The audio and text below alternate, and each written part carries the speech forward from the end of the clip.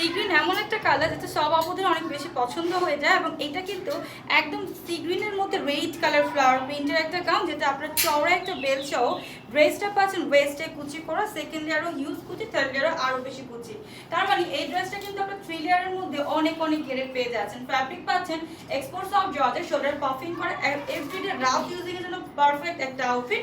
এটা যে আছে স্ক্রিনশট নিয়ে অর্ডার করে ফেলবেন। আমরা চলে যাবো আরও কিছু কালারে।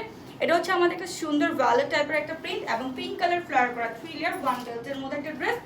এটা আমাদের রেডের মধ্যে off white colour country 3 layer একদম সুন্দর একটা গাউন। এটা হচ্ছে আমাদের কফি কালারের মধ্যে 3 লেয়ার করা একদম একটা করে বেল্ট পাচ্ছেন, ফ্যাব্রিক এক্সপোর্ট জর্জেট।